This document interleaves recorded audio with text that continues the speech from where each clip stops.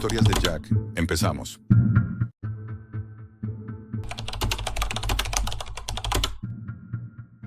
Supe que algo iba terriblemente mal cuando encontré la sonrisa de mi mujer en la foto de un desconocido, tomada el mismo día en que aún dormía a mi lado. Tengo 38 años, técnico informático en Seattle, y hasta hace unos meses creía llevar una vida normal. No perfecta, pero estable. Tenía a Claire, mi esposa desde hacía 7 años, una mujer inteligente y serena que siempre decía odiar los riesgos. Quizá por eso nunca imaginé que su despedida sería un papel mal doblado sobre la mesa de la cocina. Lo siento, Jack, necesito algo más. Ni una explicación, ni una llamada, ni un susurro de culpa. Solo esa frase absurda que me dejó mirando el café frío con una sensación de vacío que no había sentido jamás. Durante horas pensé que volvería, que nadie se va así sin más. Pero al caer la noche, algo dentro de mí se rompió y la lógica se dio paso a un impulso antiguo y primitivo, la sospecha. El ordenador de Claire estaba en el estudio. Lo encendí sabiendo muy bien que no debía. Y sin embargo, algo dentro de mí esperaba encontrar una respuesta. Lo que hallé fue algo peor. Una carpeta oculta llamada Artemis. El nombre ya me dio mala espina. Se supone que Claire no ocultaba nada. Y sin embargo, aquella carpeta estaba encriptada con un método torpe, casi improvisado, como si hubiera querido esconderla deprisa. La abrí y sentí un vuelco en el estómago. Había conversaciones extensas en un chat que yo no conocía, capturas de vídeo, fotos, y un hombre al que jamás había visto. Elegante, traje impecable, una mirada oscura que atravesaba la pantalla. Usaba un nombre simple y siniestro al mismo tiempo, Knox. Aunque al principio pensé que podía tratarse de una estafa o de algún juego extraño, las conversaciones desmontaron cualquier duda. Claire llevaba meses hablando con él, y no eran charlas banales. Había complicidad, confianza, confesiones íntimas. Ella hablaba de sus inseguridades, de sus frustraciones, de lo vacía que se sentía. Y él sabía exactamente qué palabras usar para atraparla. Promesas de viajes, de libertad, de una vida real. Incluso le mostraba fotos de su mundo, coches de lujo, habitaciones minimalistas, relojes caros, todo demasiado perfecto. Pero lo que me cortó la respiración fue la procedencia. No era una red social normal, no era un chat común. Claire había accedido a él a través de un enlace en la dark web. Un enlace limpio, profesional, tan bien preparado que comprendí enseguida que no era obra de un simple seductor. Aquello era algo más, algo organizado. Cuanto más leía, más iba notando cómo ella cambiaba. Al principio, se mostraba cauta, incluso nerviosa, luego entusiasmada, finalmente entregada, y al final hubo una frase suya que me persiguió durante días. Nunca nadie me ha hecho sentir tan libre. Libre. Esa palabra, usada por Claire, que había tenido oportunidades, estudios, un trabajo estable. ¿Qué clase de libertad podía prometerle un desconocido escondido tras un seudónimo? Seguí investigando. Había archivos de otras mujeres, fotos con nombres borrados, conversaciones muy parecidas, todas hermosas, todas jóvenes, todas casadas o con pareja, y todas, en algún punto, desaparecían de la vida digital. No publicaban más, no hablaban con amigos, no dejaban rastro, como si se hubieran disuelto. Esas coincidencias no eran coincidencias. Durante días no dormí, apenas comía. Pasaba horas reconstruyendo el camino que Claire había recorrido en ese mundo oculto. Hasta que encontré un rastro, un foro secreto accesible solo, mediante invitaciones cifradas. Un lugar que, según algunos mensajes filtrados, se llamaba The Velvet Circle. Aquello no era un sitio cualquiera. Era demasiado silencioso, demasiado limpio, demasiado selecto. Nada de ruido digital, nada de enlaces rotos ni spam. Cada usuario tenía un alias pulido, muchos de ellos con nombres latinos y símbolos geométricos. Parecían una élite enferma. Y en el centro de todo, como un rey en su trono, estaba él, Knox Artemis.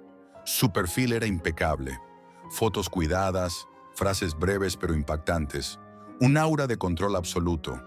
Alguien así no improvisa, alguien así recluta. Entré con un alias falso, una identidad creíble, una esposa ficticia creada a partir de imágenes alteradas. Sabía lo que hacía. Sabía cómo funcionaban esos depredadores. Y no pasó mucho tiempo antes de que él llamara a mi puerta. He visto tu presentación. Lo que ofreces puede encajar con mi círculo. Ganarme su confianza fue como intentar bailar sobre hielo. Cualquier error me delataría. Él preguntaba detalles, probaba mis límites, se burlaba de mis inseguridades. Buscaba encontrar la grieta, y yo fingía estar desesperado, confundido, dispuesto a ofrecerle a esa mujer imaginaria a cambio de dinero. Era un papel asqueroso, pero necesario. Quería acercarme, quería que bajara la guardia, y funcionó. Cada conversación me daba nuevas pistas, a veces un ruido de fondo, a veces un reflejo en una foto. Comencé a notar incoherencias en sus horarios, en la luz de algunos vídeos, en el eco de su voz cuando enviaba notas. Todo indicaba una cosa. Knox estaba en la costa oeste. Los fragmentos de audio, la humedad característica, el tipo de reverberación, todo señalaba a Los Ángeles. Pero lo que cambió todo ocurrió una madrugada. Una frase que atraviesa mi mente incluso ahora, como un cuchillo lento. Tu mujer imaginaria no me interesa, Jack. Me quedé helado. Él no debía saber quién era yo. No había dado detalles reales. Lo que me interesa es tu mujer real. La sensación fue como hundirme en agua helada. Claire es exquisita. Ahí lo supe. Él lo sabía todo. Sabía quién era yo. Sabía quién era ella. Y sabía que yo estaba buscándolos. Esa misma noche dejé de ser un hombre herido y pasé a ser algo distinto. Un hombre obsesionado. Un hombre dispuesto a encontrar a Claire, estuviera donde estuviera. Pasé semanas descifrando datos, analizando audios, descomponiendo imágenes hasta límites enfermizos. Y finalmente encontré la localización exacta.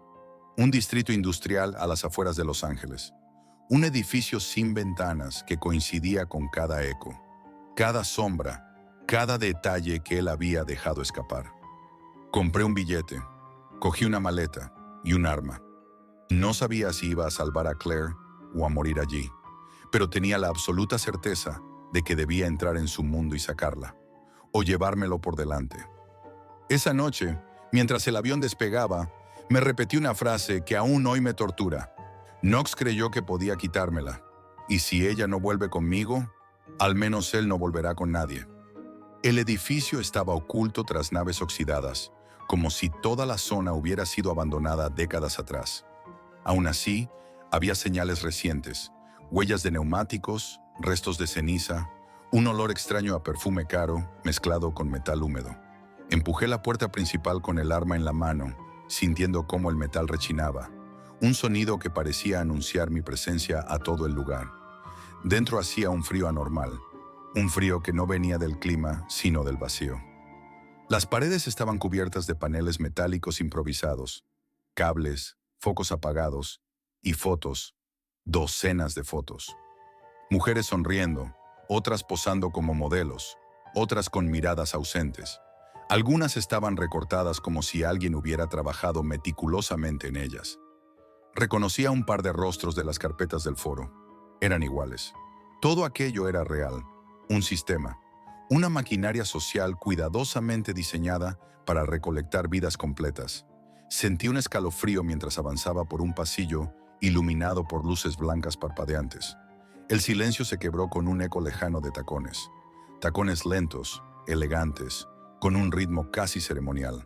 Allí, en el centro de una sala amplia, con una especie de despacho improvisado, estaba él. Knox, de pie como si me estuviera esperando desde hacía horas. Llevaba un traje negro impecable y una camisa sin una sola arruga. Parecía más alto, más seguro, más frío que en cualquier foto. Tenía en la mano una cadena fina, plateada, que colgaba suavemente entre sus dedos. Y al final de la cadena estaba ella, Claire. Mi corazón se partió en dos antes incluso de que pudiera pronunciar su nombre. Su postura era rígida, sus hombros tensos, el rostro inexpresivo. Parecía verla y no verla, como si no me reconociera del todo. Me acerqué un paso y noté cómo ella retrocedía instintivamente, como si fuese una desconocida para mí. Jack, dijo con un hilo de voz que no era el suyo. No deberías haber venido. Knox dio un paso adelante y dejó que la cadena se deslizara suavemente sobre su mano. Su sonrisa era casi amable. Claire te lo advirtió, comentó con una tranquilidad repugnante. Ella eligió. Tú solo fuiste un obstáculo sentimental. Apreté el arma. Lo apunté directamente al pecho. Él ni siquiera parpadeó. Puedes matarme, continuó. Te invito a que lo intentes, pero deberías escucharla primero, escuchar lo que te quiere decir antes de que arruines su nueva vida. Claire levantó la mirada. No había miedo en sus ojos, y eso era lo que más me aterraba. No tenía miedo de él. Lo que tenía era una indiferencia absoluta hacia mí. Jack susurró. No puedes competir con esto. Nunca pudiste. Tragué saliva. Sentí que la realidad se rompía a mi alrededor.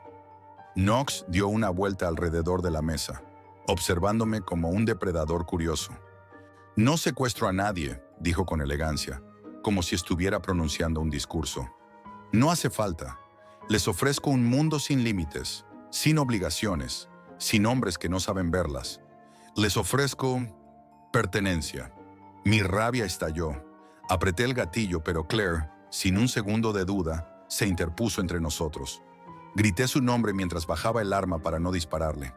Ella no se sobresaltó, no tembló, ni siquiera respiró más rápido. Era como si estuviera programada para defenderlo. Knox soltó una carcajada suave, casi educada. ¿Ves? Ella ha avanzado, debes aceptarlo. Me derrumbé. Sentí las piernas fallar. Caí de rodillas mientras la imagen de Claire se desdibujaba entre lágrimas. Ella me miró con una mezcla de compasión vacía y desprecio, como se mira a alguien que ya no importa. No puedo volver contigo, dijo. No voy a hacerlo. Escucharla fue peor que cualquier golpe. Intenté razonar, gritar, sacudirla, pero cada palabra parecía rebotar en un muro invisible. Era como si estuviera escuchando un guión aprendido, como si cada opinión, cada pensamiento, hubiera sido reemplazado por una convicción férrea escrita por otra persona. Knox se inclinó hacia mí, su voz casi un susurro. Lo que odias no es que la haya seducido. Lo que odias es que funcionó. Y lo hizo porque ella quería que funcionara. Esas palabras me destruyeron más que cualquier golpe. Pero no era solo eso. Había algo en su tono, en su forma de moverse, que dejaba claro que todo estaba planeado. Mi llegada, mi ira, mi derrumbe. Todo era parte de su espectáculo. De pronto escuché pasos detrás de mí, rápidos, precisos. Me giré pensando que eran más seguidores suyos, pero no vi a nadie. Cuando volví la vista hacia la sala, la cadena había desaparecido. Claire ya no estaba junto a él. Miré alrededor, desesperado. Nada. Era como si se hubiese esfumado. Knox chasqueó los dedos.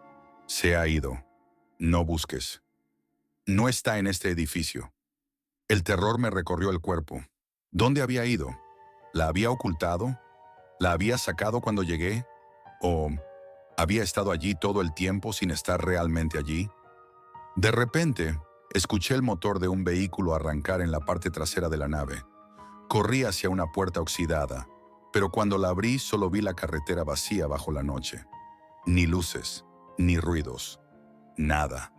Volví al interior gritando su nombre. No recibí respuesta. Knox estaba de pie en la misma posición, sin rastro de esfuerzo, como si el caos que acababa de ocurrir fuera una escena perfectamente coreografiada. «Eres libre de irte», me dijo. «Eres el primero al que dejo marchar. Considéralo un gesto de respeto o una advertencia». No sé si fue el miedo o la impotencia lo que me hizo retroceder. No sé ni siquiera cómo terminé fuera del edificio, caminando sin rumbo por la carretera desierta. Cuando por fin llegué a la comisaría más cercana, apenas podía hablar. Expliqué todo lo que pude. Di direcciones, nombres, detalles, todo. Y cuando fuimos al edificio, agentes, federales, todos, no había nada. El despacho había desaparecido. Las fotos, las luces, incluso las marcas en el suelo. Solo quedaba un espacio vacío, abandonado como si hubiera estado así por años. Intenté demostrarlo con mi móvil, pero mis fotos estaban corruptas. Mis grabaciones, en blanco, mis archivos, vacíos. Todo lo que había hecho allí dentro había sido borrado, como si alguien hubiera esperado que yo intentara guardar pruebas, como si todo hubiera sido anticipado. Desde entonces vivo con el estómago encogido. A veces me obligo a dormir, pero siempre despierto sobresaltado, convencido de que ella va a aparecer en la puerta o que veré su rostro reflejado en alguna ventana. Y cuando entro en la dark web, porque todavía entro, aunque me mate hacerlo, veo nuevas imágenes de ella. Siempre distinta, siempre perfecta, siempre con esa sonrisa vacía, la misma sonrisa que tenía en la primera foto, la sonrisa del mundo de Knox. Sé que algún día volverán a contactarme. Sé que Knox no ha acabado conmigo. Él no deja cabos sueltos. Y cuando eso ocurra, no sé si me quedará suficiente fuerza para resistir. Porque, aunque me duela admitirlo, una parte de mí quiere volver a verla. Aunque ya no sea ella, aunque ya no pertenezca a este mundo. Y él lo sabe. Por eso me dejó ir. Para que vuelva solo. Antes de irte, dime algo en los comentarios. ¿Tú también crees que Knox volverá? Si quieres saber qué pasa cuando lo haga, déjame un like, suscríbete y acompáñame en esta oscuridad. Porque esta historia no ha terminado.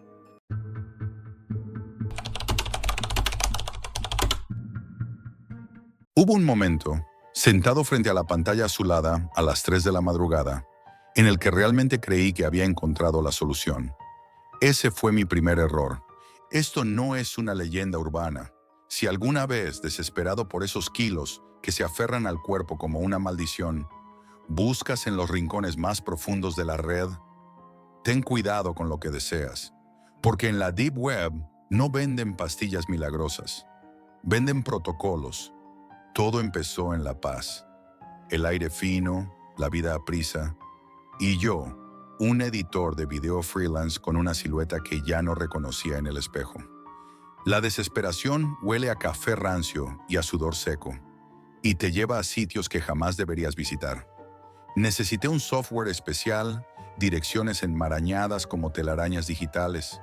Encontré foros donde la gente hablaba en códigos, métodos definitivos, soluciones quirúrgicas sin cirujano. En uno siempre aparecía la misma referencia. El saciante. No vuelves a tener hambre. Nunca. El contacto era un usuario llamado fisiólogo. La comunicación fue cifrada, fría. No prometía resultados mágicos. Decía, el protocolo reeduca tu cuerpo, reprograma tu sensación de plenitud. El hambre es una señal, como el dolor. Se puede modular, se puede silenciar. El precio era exorbitante, pero incluía un kit de iniciación que llegaría a un casillero anónimo. Solo pedía las medidas exactas de mi estómago, conseguidas tras una endoscopia ridículamente fácil de solicitar. El paquete llegó una semana después. Una caja de plástico blanco sin marcas. Dentro, ampollas de un líquido viscoso y ámbar como miel vieja. Jeringuillas estériles y un pendrive. Las instrucciones en un archivo de texto eran escuetas. Administrar vía subcutánea en el abdomen, una ampolla diaria, a la misma hora. Seguir la dieta adjunta al pie de la letra. La fase de inducción dura 7 días. Los efectos son irreversibles. No desviarse. La dieta era peculiar. No contaba calorías. Listaba alimentos específicos. Solo esos. Claras de huevo, crudas, un tipo concreto de col fermentada que tuve que buscar en mercados asiáticos, y un pan sin levadura que debía preparar yo mismo con una harina que venía en el kit. Nada más. Ni un gramo de sal, ni una gota de aceite. El texto lo repetía. La pureza es esencial para la unión. La primera inyección me produjo un escalofrío instantáneo, como si me hubiera inyectado hielo. A la hora sentí una plenitud extraña, como si acabara de comer un banquete. No era agradable, era artificial, como un globo inflado justo debajo del esternón. Pero funcionó. No tuve hambre, ni un ápice. Al tercer día la báscula marcaba una pérdida brutal, pero también empecé a notar cambios. La sensación de plenitud ya no desaparecía. Se volvió constante, pesada. Mis heces eran grises e inodoras, y sentía movimientos, ligeros, espasmódicos, en lo profundo de mi vientre, como un músculo pulsando. Le escribí a fisiólogo. Su respuesta fue: el protocolo se está integrando. Es normal, no interrumpa. El quinto día, el hambre había muerto por completo. El solo olor a comida me producía náuseas, pero la plenitud se había convertido en una presión dolorosa. Al mirarme al espejo, palidísimo, noté que la piel de mi abdomen tenía un tono extraño, levemente más oscuro, con un patrón casi reticulado, como muy finas venas moradas, y los movimientos eran más fuertes. Ya no eran espasmos, eran ondulaciones, lentas, perezosas, bajo la piel. El terror, el verdadero terror, no viene con gritos, viene con un silencio aterrador en tu propia casa, mientras sientes que algo dentro de ti está vivo y no te pertenece. Empecé a investigar desesperado, con las manos temblorosas, las palabras clave que antes había evitado: saciante, parásito, dieta de integración. Sonido de tecleo frenético, luego un golpe seco en la mesa. Y entonces lo encontré. En un foro borrado, un caché de un mensaje de un usuario que solo decía: el protocolo no suprime el hambre, lo reemplaza, te inocula un simbionte, se alimenta de lo que tú ingieres y te devuelve nutrientes justos para no morir. Pero necesita estabilidad. La dieta no es para ti, es para ello. La frase final se quedó grabada a fuego en mi mente, letra a letra, mientras la sangre me helaba en las venas. Si la rompes, se alimenta de ti. La última vez les dejé con una advertencia. Un mensaje robado de lo más profundo de la red. Si la rompes, se alimenta de ti. Esa noche, sentado en el suelo de mi apartamento en La Paz, con esas palabras ardiendo en la pantalla, supe que no había seguido una dieta. Había firmado un pacto. Era el sexto día del protocolo saciante. La presión en mi abdomen era una losa constante. Los movimientos bajo mi piel, esas ondulaciones lentas, eran ya un compañero habitual. Un compañero no deseado. El miedo se convirtió en pánico, y el pánico en una decisión estúpida y desesperada. Tenía que romper la dieta. Tenía que matar de hambre a esa cosa, expulsarla, lo que fuera para recuperar mi cuerpo. Con manos que apenas podían sostener un tenedor, me forcé. Un trozo de pizza fría, olvidada en la nevera desde mi vida anterior. El olor me revolvió el estómago, pero lo metí en la boca y lo mastiqué, luchando contra las arcadas. El efecto fue inmediato y de un horror que no se puede describir. Un dolor desgarrador, como si me abrieran en canal con un alambre de púas, me dobló por la mitad. No era un cólico, era una defensa. Caí al suelo del baño retorciéndome, y mi cuerpo, o lo que fuera que lo controlaba ahora, me traicionó. Vomité un líquido espeso, negruzco, que olía a podrido y a ácido. Y en medio de ese espasmo violento, lo vi. En el vómito, algo se retorció. Era delgado, filamentosos, del color de la carne cruda, como una raíz o un tentáculo delgado. No era algo muerto, se movía con un propósito horriblemente inteligente, serpenteando en el recipiente blanco del váter. Y luego, en el momento más terrorífico, aprovechando mi siguiente arcada, se deslizó hacia atrás, hacia mi garganta, y volvió a entrar en mí. Lo sentí bajar, frío y vivo, de vuelta a las profundidades de donde había salido. Grité hasta que me quedé sin voz. Fisiólogo me envió un último mensaje, no solicitado, como si lo hubiera sentido. La unión es completa. El simbionte regula tu sistema, ha aceptado su nuevo huésped. Cualquier desviación alimenticia será interpretada como amenaza y se defenderá. Dispondrá de sus recursos, órganos, tejido. Es su naturaleza. Felicidades. Ha alcanzado la saciedad perpetua. Saciedad perpetua. Las palabras más aterradoras que he leído no significaban que no tuviera hambre. Significaban que yo era el alimento. La granja. Ahora estoy aquí, grabando esto. No para pedir ayuda porque ya no la hay. El séptimo día pasó. El protocolo terminó. Pero esto no ha terminado. Esto acaba de empezar. La plenitud nunca se va. Es una presencia física. Siento sus raíces, finas como hilos de nylon, extendiéndose más allá de mi estómago, anclándose a mis costillas, a mi columna, tejiendo una red dentro de mí. A veces cuando me quedo muy quieto, creo oír un sonido, un leve crujido, húmedo, como algo masticando muy despacio. La dieta es mi única ley, la col fermentada, el huevo crudo, el pan insípido, para siempre. Es el tributo. Si me salto una comida, el dolor regresa, punzante, en un órgano distinto. Un día fue el hígado, otro, un riñón. Es él recordándome quién manda, recordándome que mis órganos son sus reservas. He pensado en ir a un hospital, en contarlo todo. ¿Pero qué digo? Que un parásito de la Deep Web me controla. Me encerrarían en psiquiátrica. O peor, lo abrirían para investigar y no sé qué haría él para defenderse. No me atrevo. Así que vivo o sobrevivo. Cada día soy un poco menos Jack y un poco más su recipiente, su cáscara.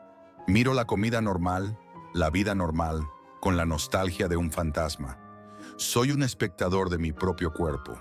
Así que, si estás ahí fuera, escuchando esto, pensando que tu peor enemigo es la báscula o el espejo, confía en mí. No lo es. El verdadero enemigo es la desesperación. Es ese hueco negro que te hace clicar en lo profundo, buscando atajos hacia una versión de ti mismo que crees que mereces. Porque en la oscuridad digital no hay soluciones, solo nuevos amos. Y a veces el precio por adelgazar no es dinero, es la soberanía de tu propio cuerpo. Es convertirte en un inquilino de tu propia carne. Y una vez que se instalan, nunca vuelves a estar solo. Solo, y esto es lo peor, nunca vuelves a tener hambre.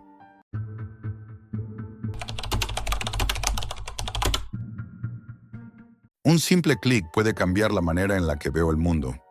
Y tampoco imaginé que esa curiosidad me traería hasta aquí. Todo empezó hace unos meses, cuando mis hermanos y yo nos quedábamos en casa durante un fin de semana lluvioso. La lluvia golpeaba con fuerza los cristales y el viento hacía crujir las ventanas de manera constante. Esa noche, mientras buscábamos películas para ver, uno de mis hermanos mencionó la Deep Web. No éramos hackers ni expertos en tecnología, éramos solo chicos curiosos que querían mirar lo prohibido. Entre risas nerviosas y comentarios sarcásticos, comenzamos a hablar de las historias más extremas que habíamos leído en foros oscuros. Entonces alguien mencionó las famosas Red Rooms, las salas rojas. Al principio lo tomamos como una broma de internet, un mito exagerado, pero algo en la forma en que lo dijo hizo que nos quedáramos callados, sintiendo una mezcla de miedo y fascinación. Decidimos investigar. Abrimos varios foros, siguiendo enlaces que parecían no existir. Cada página nos pedía más y más pasos, contraseñas encriptadas, códigos que nos hacían sentir que estábamos traspasando un umbral invisible. Mis hermanos estaban tan nerviosos como yo, pero ninguno de los tres quería ser el primero en detenerse. La tensión crecía con cada clic. Finalmente encontramos algo que parecía un enlace auténtico a un directo de esas salas rojas. No era como los vídeos normales que veíamos en internet. No había miniaturas, ni comentarios, ni reacciones. Solo una interfaz mínima, con un botón que decía «Entrar». Ese momento fue extraño. Un silencio absoluto invadió la habitación. Nadie dijo nada, pero todos sentimos que cruzar ese clic nos haría irreversiblemente distintos. Decidí pulsarlo. La pantalla se volvió negra unos segundos y luego apareció la transmisión. Una habitación pequeña, iluminada únicamente por una bombilla que colgaba del techo. Nada más. No había personas visibles al principio, solo paredes manchadas, un suelo gastado, muebles viejos. Y luego los detalles comenzaron a aparecer. Había marcas, objetos fuera de lugar, cosas que, aunque no podía identificar exactamente, me producían un escalofrío inmediato. Lo más inquietante no era el contenido en sí, sino la sensación de control que sentíamos. Podíamos mover la cámara virtual, acercarnos a ciertos ángulos, alejarnos, y cada pequeño movimiento revelaba más detalles. Cada gesto, cada objeto, parecía calculado para incomodar, para que sintiéramos miedo sin que nadie dijera una sola palabra. Mis hermanos estaban pálidos. Uno de ellos, sin querer, tocó el teclado y la pantalla cambió ligeramente de ángulo, mostrándonos otra parte de la habitación. Allí, en un rincón, había un objeto que no quise reconocer. Lo aparté rápidamente con la vista, pero ya estaba grabado en mi mente. Sentí que mi corazón latía demasiado rápido. Nadie hablaba. Solo escuchábamos el sonido del ventilador de nuestro ordenador, mezclado con la lluvia que golpeaba la ventana, creando una atmósfera aún más opresiva. Durante minutos, nos quedamos inmóviles, observando. Intenté distraerme con bromas tontas, pero mis palabras sonaban huecas incluso para mí. Cada vez que movíamos la cámara, descubríamos más cosas que nos hacían sentir incómodos, como si la habitación nos estuviera hablando sin palabras. En un momento, apareció un detalle que me hizo retroceder casi físicamente. Un cuaderno abierto sobre una mesa, con páginas llenas de anotaciones ilegibles, garabatos, nombres y fechas que no pude comprender. Era como un registro meticuloso, frío, calculado. Esa visión nos dejó un silencio absoluto. Nadie respiraba fuerte, pero el miedo era tangible. Intentamos apagar el ordenador varias veces, pero algo nos retenía a mirar. No era miedo irracional, era curiosidad mezclada con una sensación de obligación. Cada minuto que pasaba nos hacía sentir más conscientes de nuestra propia complicidad, aunque no hiciéramos nada más que mirar. Luego, un sonido apenas audible se filtró en la transmisión. Un clic, muy leve, que parecía provenir de la habitación misma, aunque no podía estar seguro.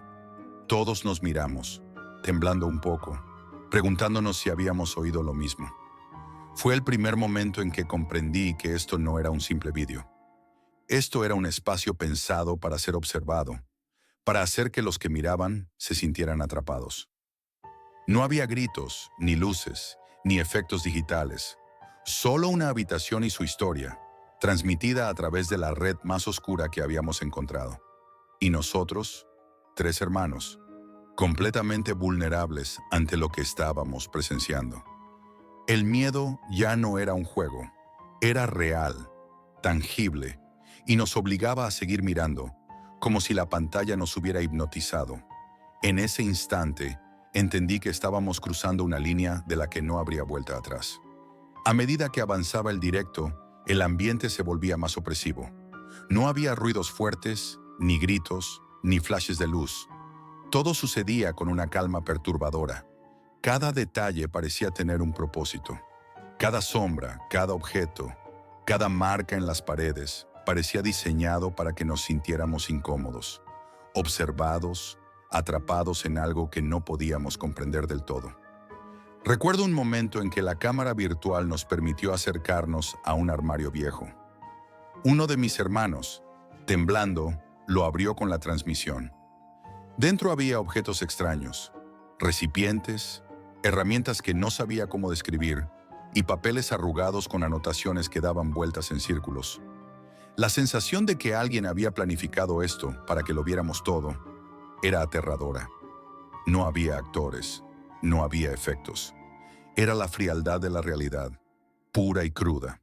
La habitación tenía un reloj de pared que, al principio, parecía irrelevante, pero a medida que nos quedábamos más tiempo frente a la pantalla, notamos algo imposible. El reloj estaba sincronizado con nosotros, no con la hora real, sino con cada segundo que pasábamos mirando. Cada tic-tac parecía marcar nuestra complicidad silenciosa.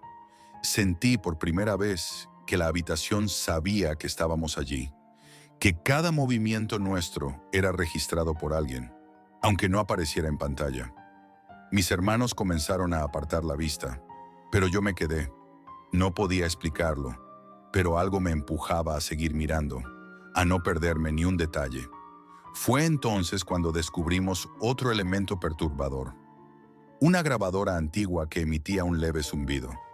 Al acercar la cámara virtual, parecía que la grabadora repetía sonidos que habíamos hecho nosotros mismos en la habitación. Un suspiro, el roce de la silla, incluso nuestra respiración contenida.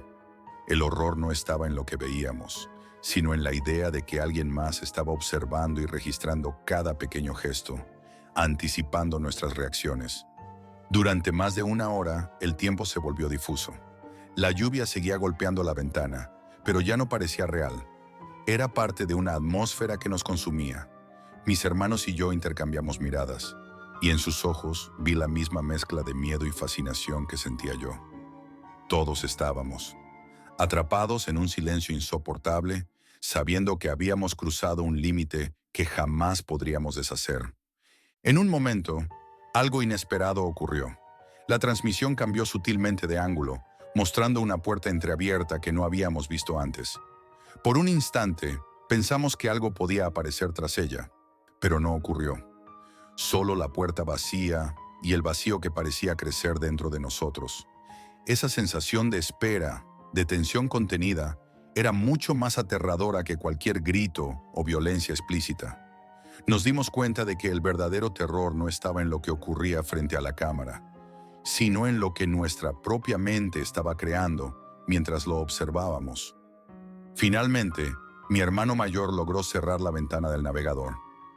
El silencio posterior fue absoluto. Nadie hablaba. Ninguno de nosotros se movió. El miedo se transformó en un vacío extraño, una sensación de haber sido testigos de algo que nos había cambiado para siempre. Intentamos retomar nuestra vida normal, pero todo lo que habíamos visto seguía con nosotros, grabado en nuestra memoria con una nitidez que ninguna película de terror podría igualar. Durante los días siguientes, cualquier intento de hablar sobre lo ocurrido terminaba en silencio o evasivas. La curiosidad había dejado paso a un miedo profundo, no por lo que vimos en la pantalla, sino por lo que descubrimos sobre nosotros mismos. La forma en que mirábamos, cómo nos sentíamos atraídos por lo prohibido, cómo nuestra mente había completado escenas que no estaban allí, todo eso nos marcó. Lo más aterrador es comprender que nadie nos obligó a mirar. Fue nuestra propia elección, nuestra búsqueda de lo desconocido, y eso hace que sea imposible ignorarlo. La Red Room no tenía trucos paranormales. Tenía realismo, planificación y una precisión que nos hizo sentir impotentes, espectadores de algo demasiado grande para nosotros. Hoy, todavía siento que una parte de mí se quedó allí, frente a esa pantalla, atrapada en ese instante silencioso. Mis hermanos sienten lo mismo, aunque no lo digan. Hemos aprendido a no buscar más, a no clicar en lo desconocido. La Deep Web no es un juego, y las Red Rooms no son un mito, son un espejo de lo más oscuro de la humanidad. Nunca volveré a mirar un ordenador de la misma manera. Nunca volveré a sentir curiosidad por lo prohibido. Y, aunque no quiera admitirlo, todavía siento, de vez en cuando, que alguien nos observa desde algún lugar de esa red invisible, y que aquel directo sigue ahí, esperándonos a que lo miremos de nuevo.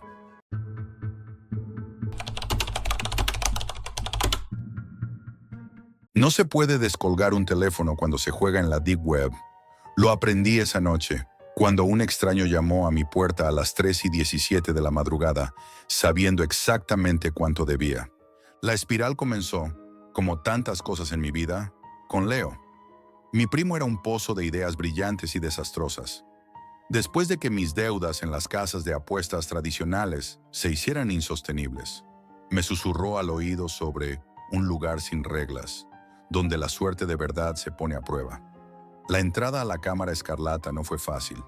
Requirió un software especial, una moneda digital que tuve que minar durante días y un ritual de iniciación que consistía en apostar una suma obscena a un evento en vivo. Un hombre encerrado en una jaula con un enjambre de avispas. Aposté a que aguantaría 5 minutos. Aguantó 4 y medio. Perdí, pero mi valor fue verificado. Había demostrado que estaba dispuesto a cruzar la línea. Dentro el espectáculo era un espejo retorcido de la naturaleza humana. No era solo violencia gratuita, era una apuesta calculada a la miseria ajena. a la ruleta de la supervivencia urbana, donde se seguía a un indigente durante una semana y se apostaba a qué día encontraría comida, al juego del dilema, donde se ofrecía a una persona dos sobres cerrados, uno con dinero, otro con una deuda transferible, y se apostaba a su elección. Todo era legalmente ambiguo, terriblemente real y adictivo como el éter. El dinero fluía en criptomonedas imposibles de rastrear, y la adrenalina de participar en algo tan prohibido nublaba cualquier atisbo de moralidad. Mi caída llegó con el evento llamado el Juicio de Midas, un crucigrado viviente. Se mostraba a un concursante, un contador llamado Emilio, según supimos después, en una habitación blanca. Frente a él, 10 sobres.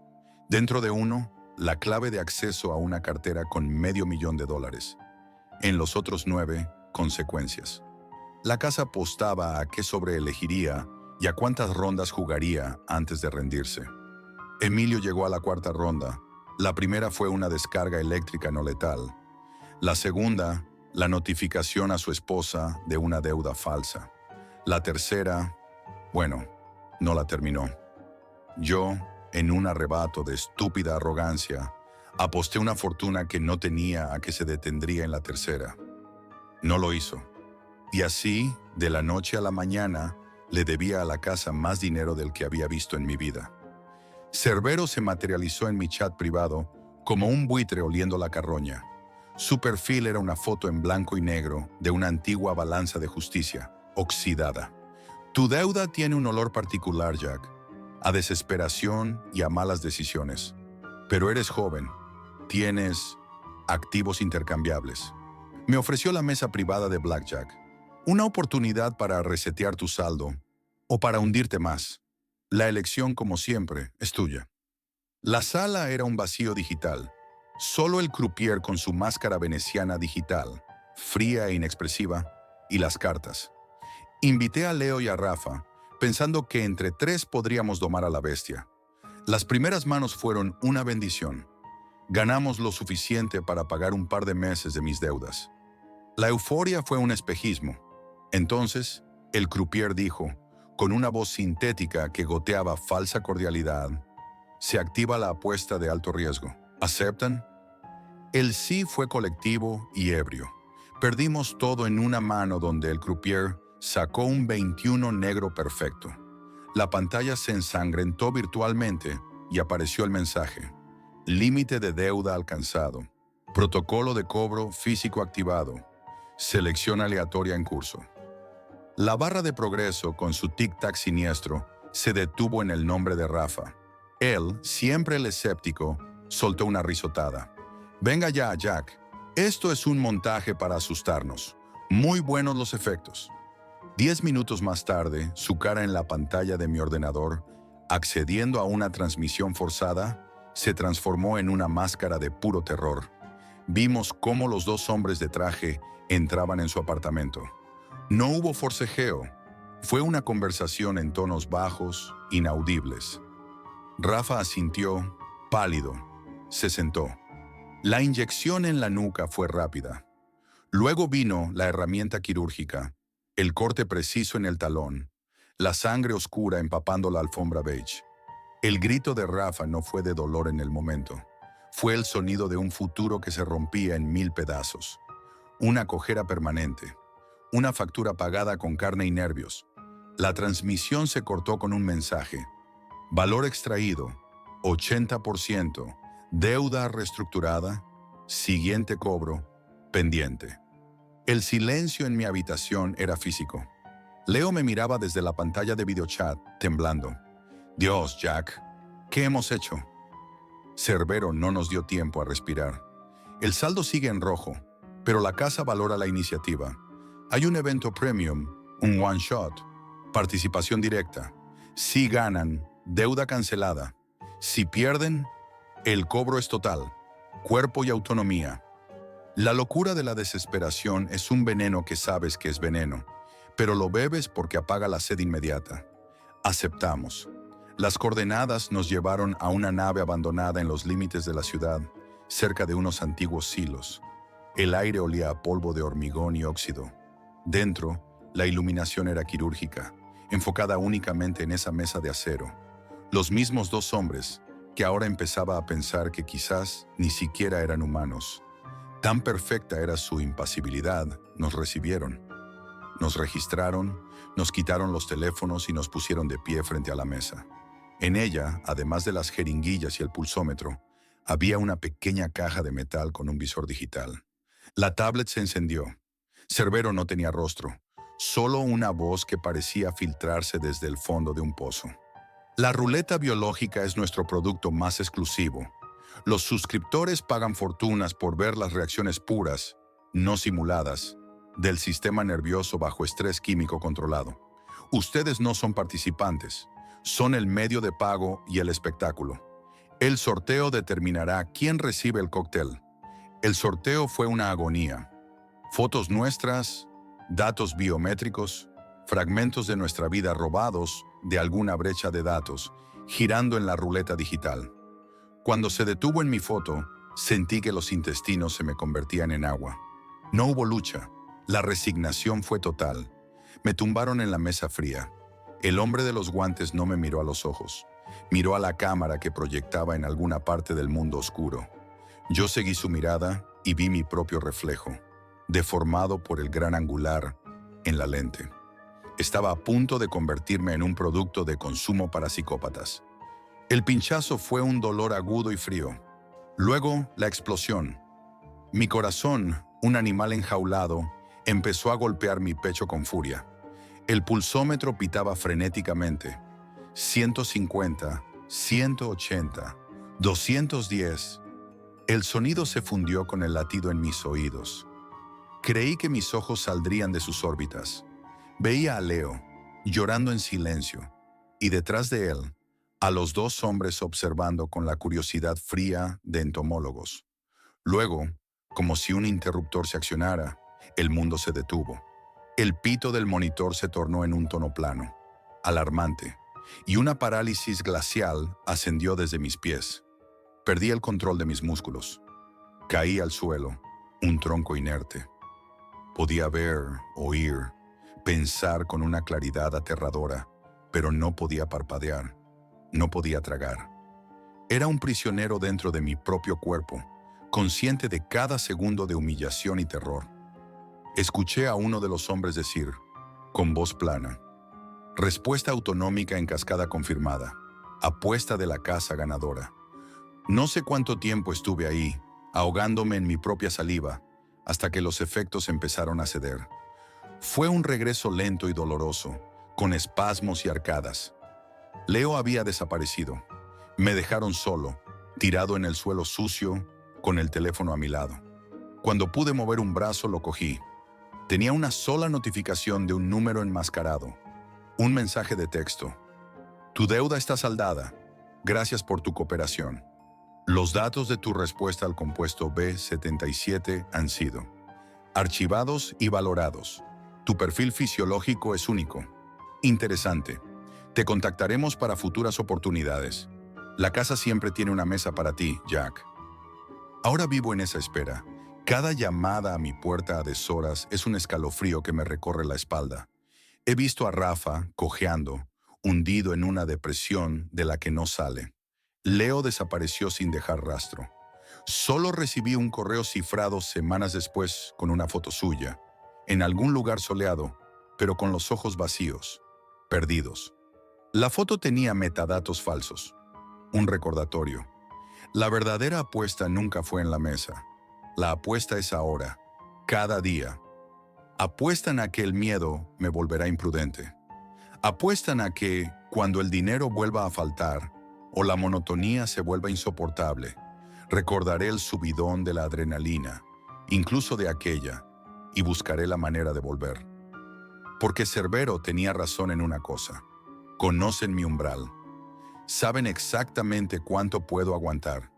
Y lo más aterrador, lo más profundamente real, es que yo también lo sé. La casa no solo juega con tu dinero, juega con tu biología, con tu mente, con la fragilidad de tu normalidad. Y la casa siempre, siempre gana. A veces el pago no es en dinero, Es en trozos de tu alma, en fragmentos de tu paz, en la certeza de que nunca, nunca más estarás solo, porque ellos están ahí fuera, observando, esperando a que la rueda de la fortuna, esa que ahora sé que está manchada de mi propia sangre, gire de nuevo y me señale.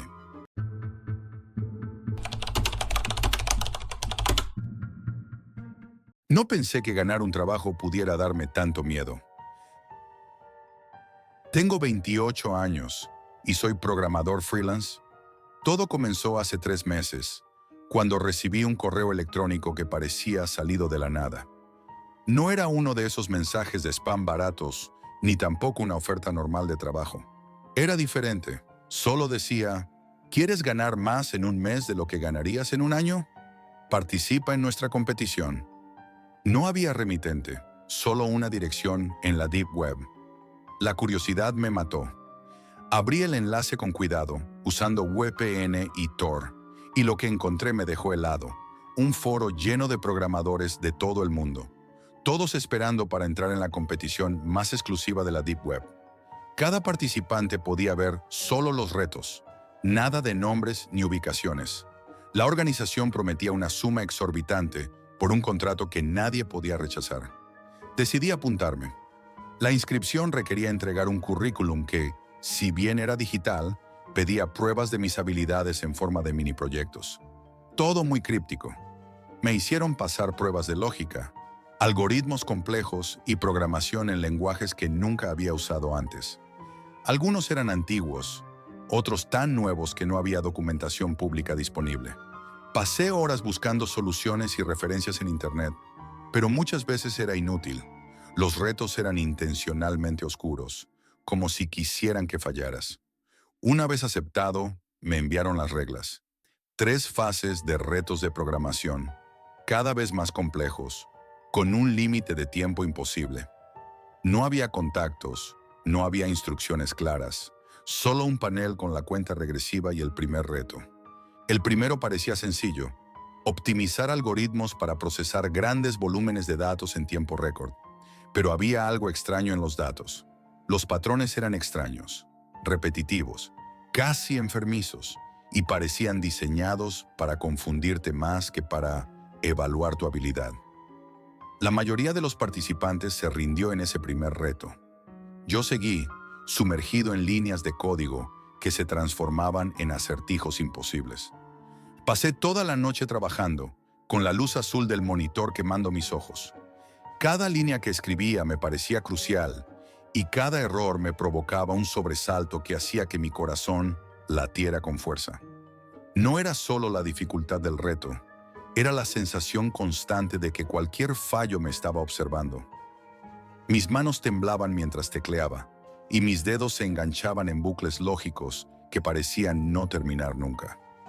Durante esa primera fase, recibí mensajes crípticos a través del panel del foro. No eran instrucciones, sino comentarios que parecían anticipar mis errores. Demasiado lento, revisa tu lógica, esto no es suficiente. Nadie sabía a quién los enviaba y no había forma de responder. Cada vez que aparecía un mensaje, sentía un escalofrío que recorría mi espalda.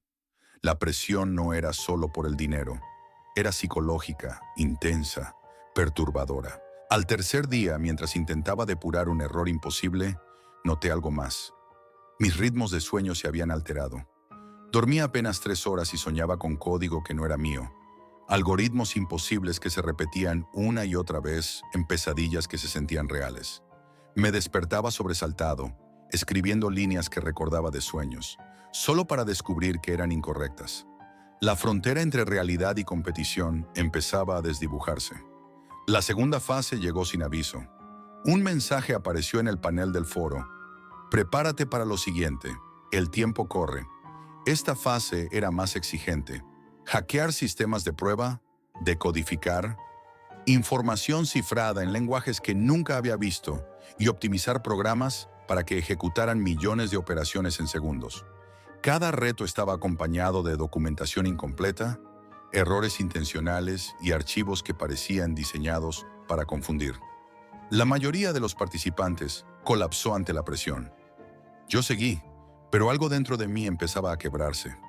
Comenzaba a notar cambios sutiles, respiración acelerada al teclear, manos temblorosas, sudor frío incluso en habitaciones con aire acondicionado. Mi mente no podía desconectar.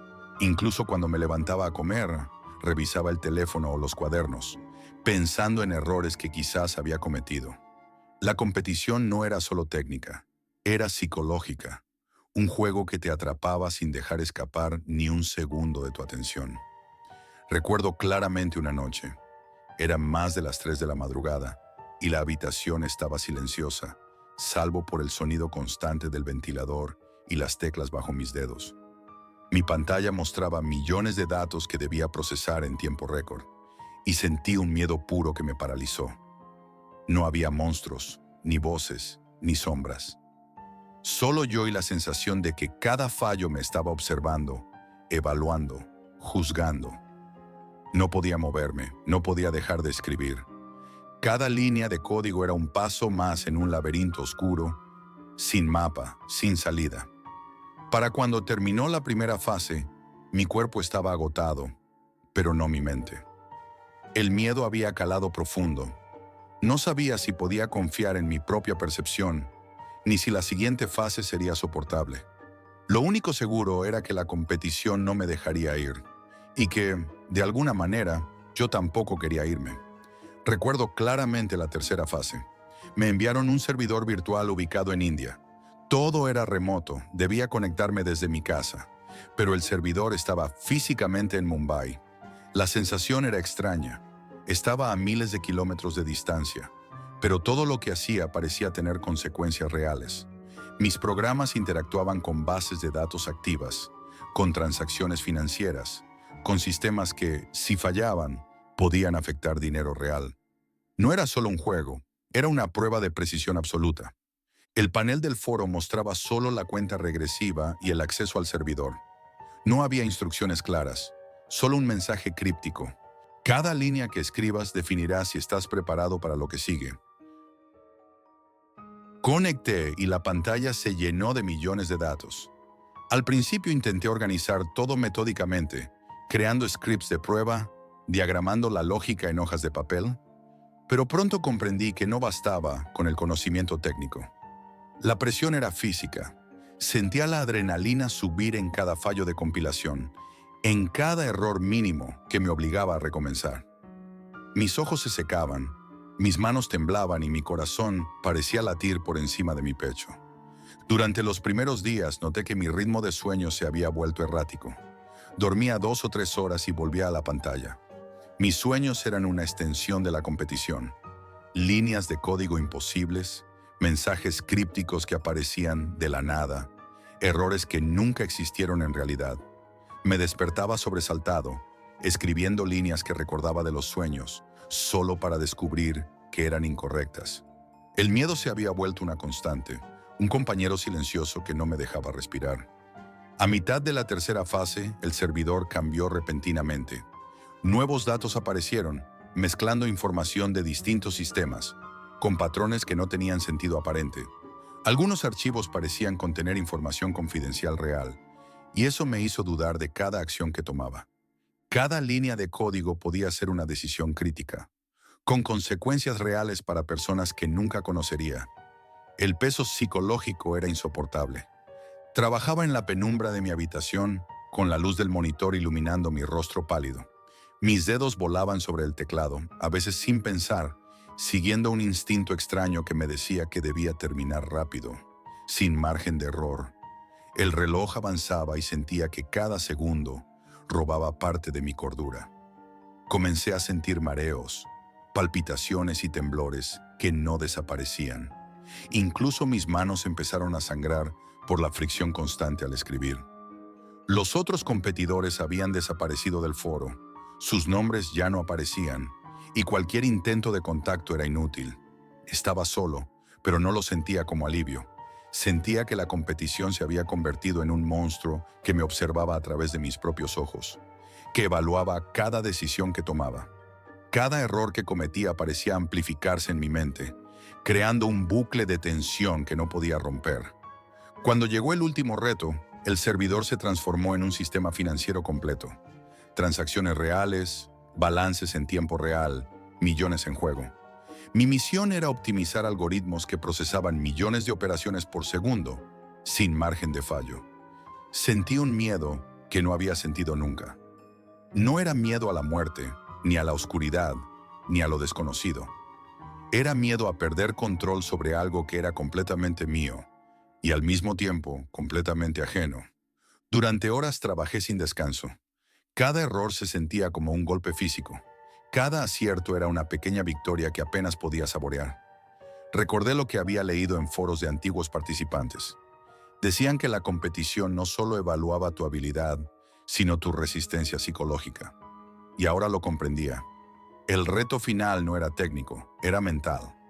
Finalmente, tras días de tensión extrema, logré finalizar el reto. Recibí el mensaje de confirmación. Había ganado el contrato, una suma que podía cambiar mi vida. Pero no hubo alegría inmediata. Cerré la sesión y me quedé sentado en la oscuridad, temblando, con las manos rígidas sobre el teclado. Había sobrevivido, sí, pero algo dentro de mí había cambiado para siempre. La Deep Web me había mostrado un terror que no necesitaba fantasmas ni asesinos. Un miedo real, palpable, que se instalaba dentro de ti sin necesidad de contacto físico. La presión constante, la soledad absoluta y la obsesión por cada línea de código eran suficientes para quebrarte. Y aunque había ganado, sabía que nunca podría volver a ser el mismo. Nunca me han ofrecido un trabajo así de nuevo. Y sinceramente, nunca volvería a participar en otra competición en la Deep Web. Porque algunas victorias no valen el precio de tu paz mental. Esto es todo por hoy, amigos, y recuerden, la realidad siempre supera a la ficción.